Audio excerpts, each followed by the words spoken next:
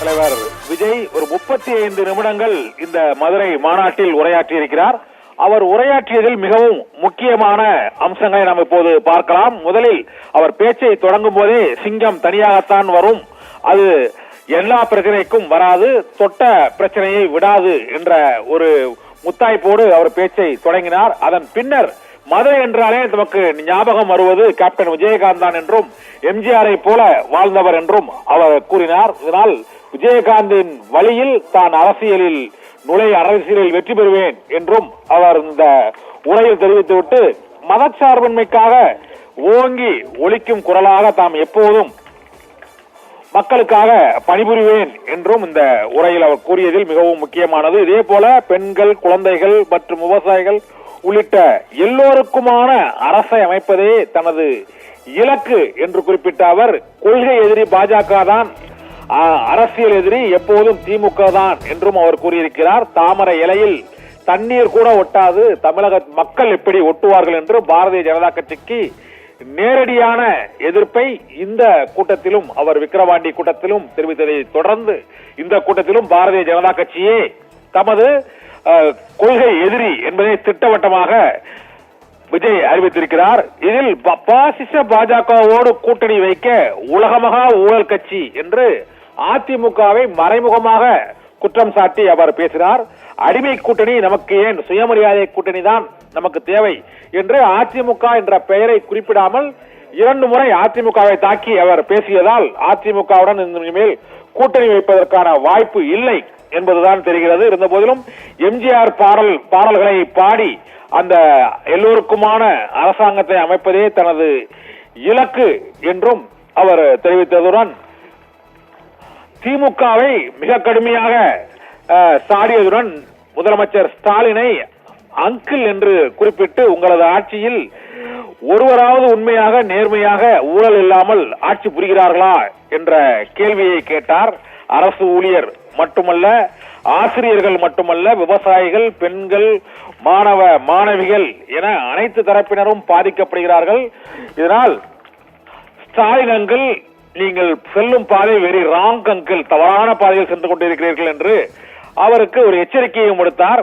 இதே போல பிரதமர் நரேந்திர மோடிக்கும் பல்வேறு கோரிக்கைகளை விடுத்தார். ஆனால் கண்டனங்களாக தெரிவிக்காமல் தமிழக மக்களுக்கு பிரதமர் நரேந்திர மோடி என்னென்ன செய்ய வேண்டும் என்றும், மீனவர்கள் மீதான தாக்குதலை நடத்துவதற்கு கச்சத்தீவை மீட்க வேண்டும், நீட் தேர்வை ரத்து செய்ய வேண்டும், பாசிச பாரதிய ஜனதா கட்சியின் கூட்டணியில் இடம்பெற மாட்டோம் என்றும், எம்ஜிஆரை போல ஒரு எதிரியை கூட கெஞ்ச வைத்தவர் எம்ஜிஆர், அந்த வழியில் தாம் மக்களிடம் சென்று வெற்றியை பெறுவேன் என்றும் அவர் கூறினார். ஒரு அமலாக்கத்துறையோ அல்லது ஒரு சிபிஐ ரைடோ நடந்தால் அங்கு டெல்லிக்கு சென்று அவர்களோடு அங்க மறைமுக உறவு வைத்து அதற்கு பின்னர் அந்த ரைடு, சோதனை மற்றும் ஊழல் குற்றச்சாட்டுகளையே அவர்கள் செயல்படாமல் செயலிழக்க வைக்கும் தந்திரம் தமக்கு கிடையாது என்றும், எவருடனும் மறைமுகமாகவோ அடிமையாகவோ கூட்டணி வைக்க மாட்டோம் என்றும் அவர் தெரிவித்திருக்கிறார்.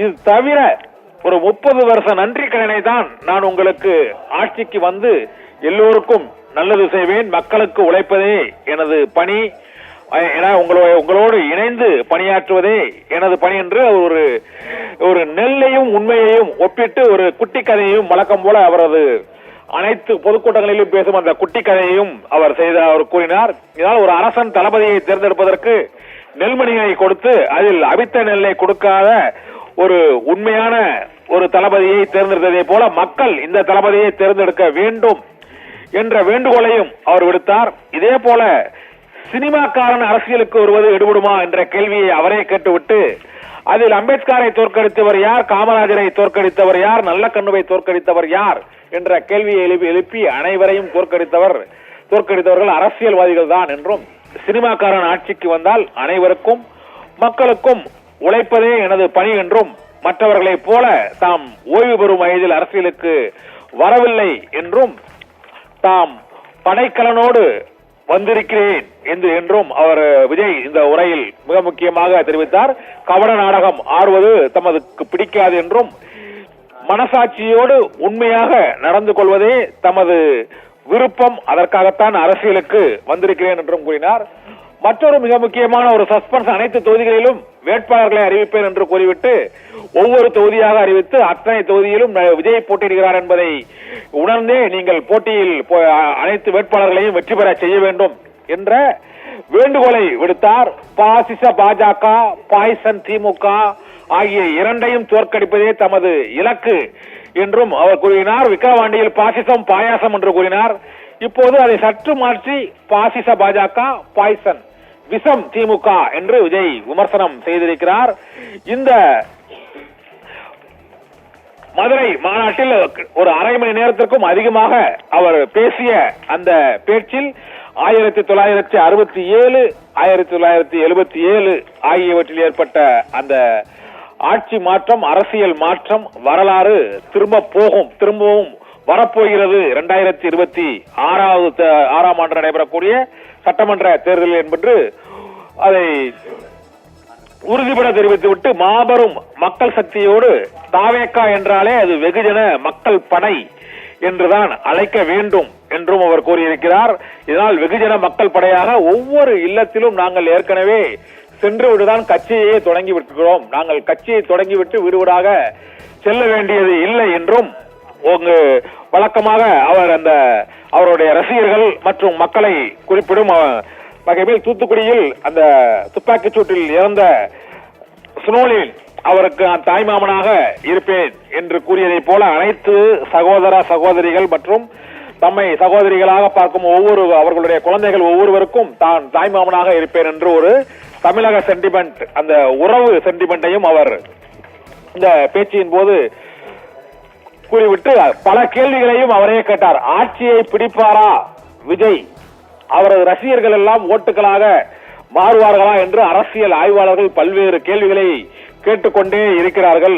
புஷி ஆனந்தை போனவரை வைத்தெல்லாம் மாநாடு நடத்தி ஆட்சியை பிடிக்க முடியுமா என்று பொதுவாக அளிக்கக்கூடிய விமர்சனங்களையும் அவரே பேசி நேரடியாக அந்த மாநாட்டில் கூடியிருந்த தொண்டர்களிடையே பேசி அவரே அதற்கு விடையும் அளித்தார். இந்த கதை, திரைக்கதை, வசனத்தை எல்லாம் மக்கள் நம்ப மாட்டார்கள். உண்மையாக மக்களுக்கு உழைக்கும் தலைவரை மக்கள் விரும்புவார்கள் என்றும் நடிகர் விஜய் அவர் மீதான விமர்சனங்களுக்கும் அவரே பதிலளித்து விட்டார். இதே போல அனைத்து பிரச்சனைகளுக்கும் தாம் கருத்து கூறுவதோ அல்லது அந்த பிரச்சனைக்காக போராடுவதோ நாம் எப்போதும் அதை செய்ய போவதில்லை என்றும், எந்த பிரச்சனையும் தொடமாட்டேன், தொட்டால் விடமாட்டேன் என்றும், காட்டுக்குள் இருக்கும் சிங்கம் போல அவருடைய அரசியல் பயணம் இருக்கும் என்று தொடக்கத்திலேயே குறிப்பிட்டதை தான் கடைசியிலும் அவர் குறிப்பிட்டார். இதனால் இந்த ஒவ்வொரு பிரச்சனைக்கும் விஜய் கருத்து கூற வேண்டிய அவசியம் இல்லை என்பதற்கு அவரே சுய விளக்கமும் அளித்திருக்கிறார். இது தவிர மத்திய அரசை கண்டித்து அவர் கூறியிருப்பதில் முக்கியமானது, வழக்கமான திமுக அதிமுக கூட்டங்களில் நிறைவேற்றப்படும் அந்த தீர்மானங்களை போல நீட் தேர்வு ரத்து, கச்சத்தீவு மீட்பு, மாநில உரிமைகளுக்காக செயல்படுவோம் என்றெல்லாம் கூறுவது போல இந்த மாநாட்டிலும் விஜய் உரையில் மத்திய அரசுக்கு கோரிக்கைகள் விடுக்கப்பட்டிருக்கிறது. பாரதிய ஜனதா கட்சியின் கொள்கைகளையோ சமீபத்திய அறிவிப்புகளையோ திட்டங்களையோ பற்றி எதுவும் தெரிவிக்காமல் ஒட்டுமொத்தமாக பாஜக அரசை கண்டித்து விஜய் பேசியிருக்கிறார். இந்த ஒட்டுமொத்த உரையின் மூலமாக கூட்டணி கட்சி எந்த கட்சி வரப்போகிறது என்று கேள்வி கேட்கிறார்கள். அந்த கூட்டணியும் விரைவில் அமையும் என்ற பதிலையும் அவரே கூறியிருக்கிறார். இதில் முக்கியமானது அவர் மீதான விமர்சனங்களை அவரே குறிப்பிட்டு அதற்கான பதிலையும் நடிகர் விஜயே கூறியிருப்பது முக்கியமானது. மேலும் நடிகர் எம்ஜிஆரை முன்னிறுத்தியும் விஜயகாந்தை முன்னிறுத்தியும் பேசியதும் அது விமர்சன பொருளாகி இருக்கிறது. என்றால் எம்ஜிஆரின் பாடலை பாடி எம்ஜிஆர் போல ஆட்சி மாற்றத்தை தம்மால் ஏற்படுத்த முடியும் என்ற கருத்தை கூறியிருக்கிறார். அதற்கு பல்வேறு விமர்சனங்களும் சர்ச்சைகளும் இந்த பேச்சில் எழக்கூடும். இதே போல கேப்டன் விஜயகாந்த் தான் எனக்கு மதுரை வந்தவுடன் நினைவுக்கு வருவார். எம்ஜிஆர் போல வாழ்ந்தவர், அரசியலில் நுழைந்தவர், மக்களுக்கு நன்மை செய்தவர் விஜயகாந்த் என்று விஜயகாந்தையும் புகழ்ந்துரைத்து இந்த மாநாட்டில் நடிகர் விஜய் உரையாற்றி இருக்கிறார். வழக்கம் போல திமுக பாஜக மட்டுமே நமக்கு அரசியல் மற்றும் கொள்கை எதிரி என்று கூறிவிட்டு அதிமுகவை மறைமுகமாக அடிமை கூட்டணி நமக்கு தேவையில்லை, தாவேக சுயமரியாதை கூட்டணி தான் அமைக்கும் என்ற கருத்தையும் அவர் கூறியிருக்கிறார். RSS சித்தாந்தங்களுக்கு அடிபணிந்து செல்லும் கூட்டணியாக நான் அமைக்கும் கூட்டணி இருக்காது என்று அவர் குறிப்பிட்டது பாரதிய ஜனதா கட்சியுடன் கூட்டணி அமைத்துள்ள அதிமுகவை அவர் மறைமுகமாக விமர்சித்தும் இந்த கூட்டணியை வைத்தார். மேலும் 2026 தேர்தலை பொறுத்தவரை போட்டி இருவருக்கு தான், அது திமுகவுக்கும் தாவேகாவுக்கும் இடையேதான் போட்டி என்பதையும் திட்டவட்டமாக அவர் அறிவித்திருக்கிறார். ஆனால் 2026 தேர்தலில் திமுக தாவேகா இடையேதான் போட்டி என்றும் மற்ற எந்த கட்சிகளுக்கும் இடையே போட்டி இல்லை என்றும் மாபெரும் மக்கள் சக்தியாக வெகுஜன மக்கள் படையாக நாம் பணியாற்றுவோம் என்ற வேண்டுகோளையும் அந்த விஜய் கட்சியின் அந்த ரசிகர்களுக்கு, மாநாட்டில் உள்ள ரசிகர்களுக்கு அவர் வேண்டுகோள் விடுத்திருக்கிறார். திமுகவை மிக கடுமையாக இந்த மாநாட்டில் தாக்கி பேசியிருக்கிறார். பல ஆயிரம் கோடி ஊழல் செய்திருக்கிறார்கள் என்றும் செய்வதை சொன்னதை எதையுமே செய்யவே இல்லை, அவர்கள் சொன்னதை செய்தார்களா 4 ஆண்டுகளில் என்று மாநாட்டில் கூடியுள்ள அந்த மக்களிடையே கேள்வியையும் அவர் எழுப்பினார். இது தவிர தமிழகத்தில் அனைத்து தரப்பு மக்களும் பாதிக்கப்பட்டிருக்கிறார்கள் என்ற கருத்தையும் நடிகர் விஜய் கூறினார்.